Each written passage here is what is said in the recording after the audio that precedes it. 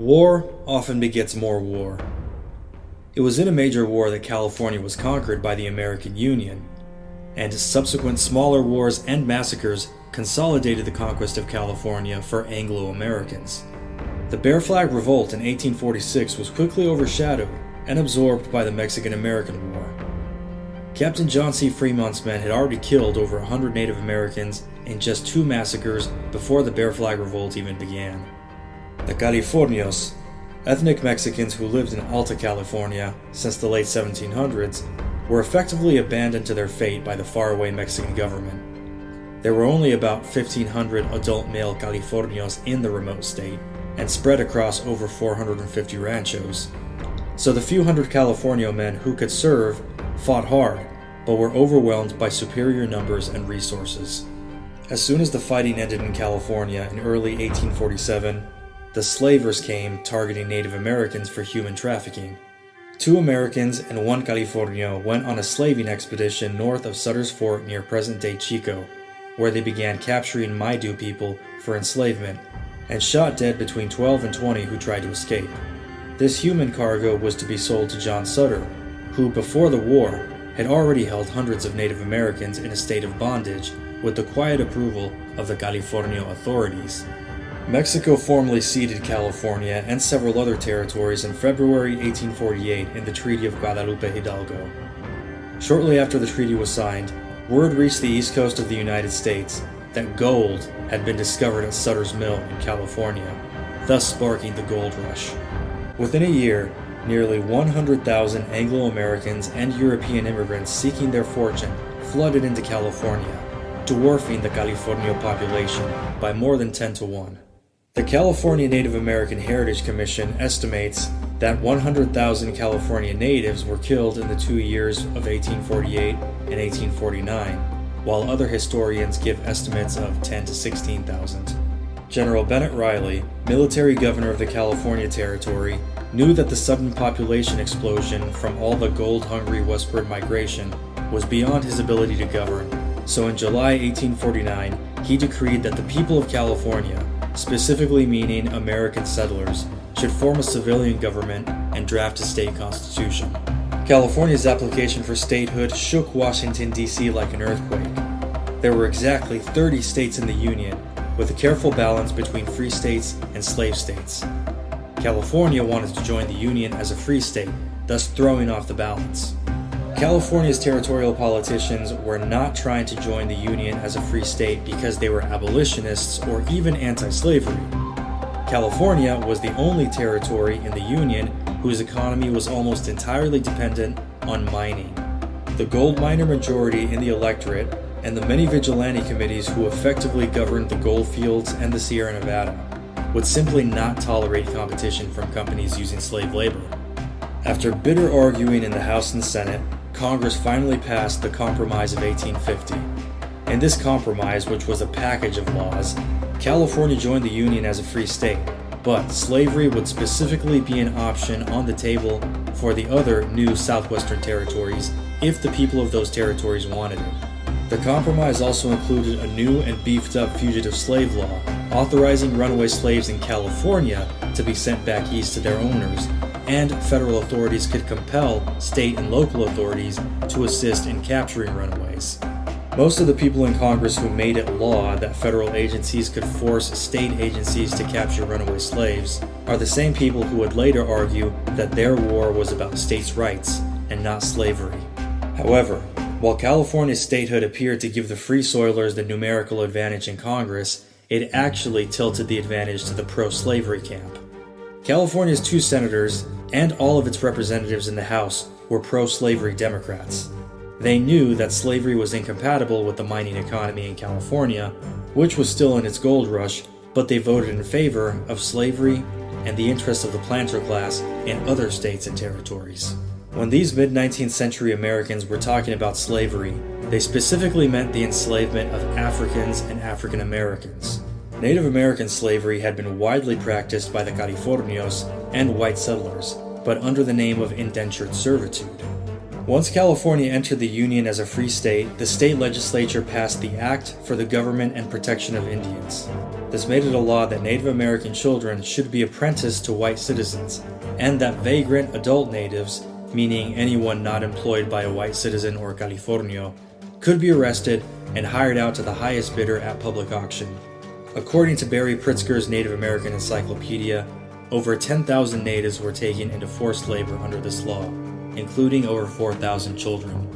In 1854, the national political landscape changed dramatically. The passage of the Kansas-Nebraska Act, sponsored by Illinois Democrat Senator Stephen Douglas, effectively undid the Missouri Compromise. Instead of bringing in one territory as free soil and the other as a slave territory, the new law established popular sovereignty, meaning the citizens in those territories would decide on the slavery question. This kicked off 5 years of paramilitary violence, remembered as Bleeding Kansas.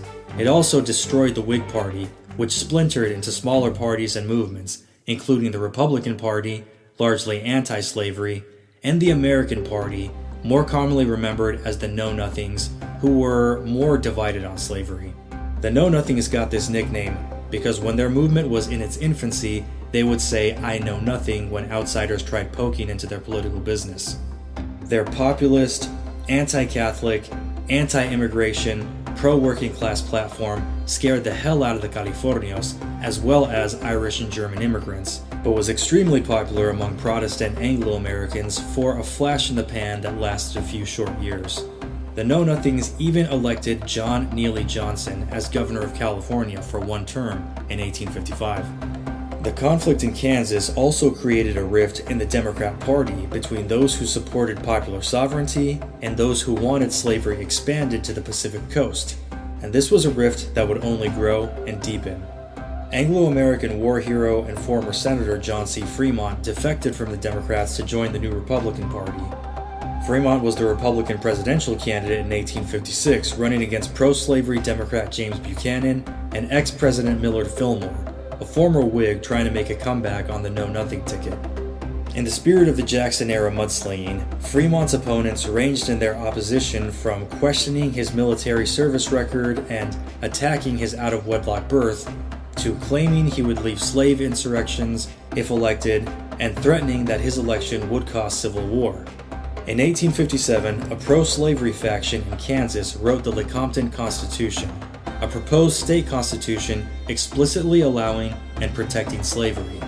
This document became the litmus test that divided the Northern and Southern Democrats.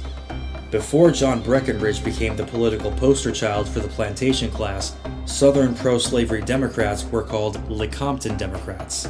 California's Lecompton Democrats were led by William Gwin, a Mississippi planter and California's senior senator. This faction called itself the Chivalry, a name which stuck in the press, perhaps giving some credibility to Mark Twain's opinion that the South had read too many novels by Sir Walter Scott. Leading the Free Soil Democrats was junior Senator David Broderick, born in D.C. and raised in New York by working-class Irish immigrant parents. He had worked as a firefighter and then put in work for the Tammany Hall machine back in New York. His sympathies were specifically with the Anglo-American working class, so he opposed the expansion of slavery because working-class white men would never be able to compete with institutionalized slave labor. Between 1857 and 1859, the California Democratic Party effectively split into two opposing parties. The Democrats, which were predominantly Democrats from northern states, and then the Lecompton Democrats, which were members and followers of the Chivalry, Southern-born pro-slavery Democrats. The Lecompton Democrat Milton Latham was elected governor with 59.7% of the vote, totally crushing Democrat John Curry's 30% and Republican Leland Stanford's 10%. In 1859, the Lecompton Democrats and the California nobility made a strange and unlikely temporary alliance.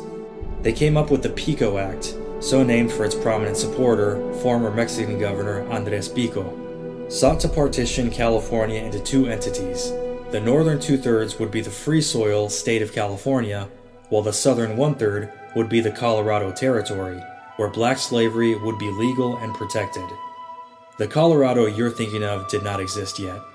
The union between Lecompton Democrats and the Californios was a marriage of convenience. The Californios saw their political power erode during the gold rush, and Anglo-American immigrants systematically used the state's legal institutions to dispossess ethnic Mexicans of their private property.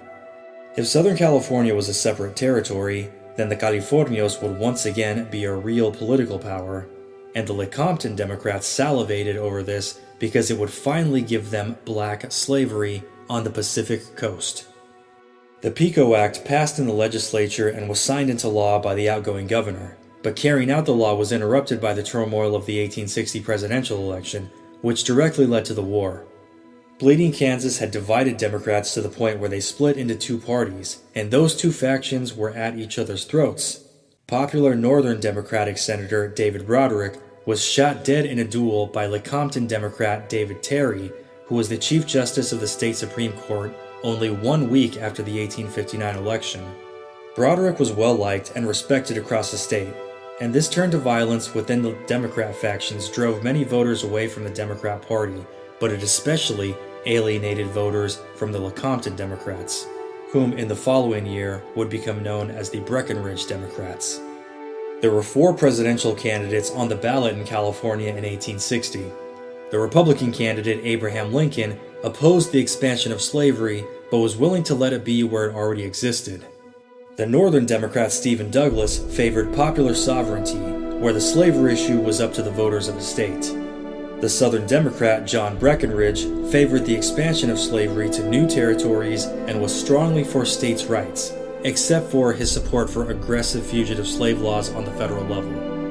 The Constitutional Union candidate John Bell was against secession, willing to keep slavery where it existed, and believed the sectional crisis could be overcome through strictly adhering to the letter of the Constitution.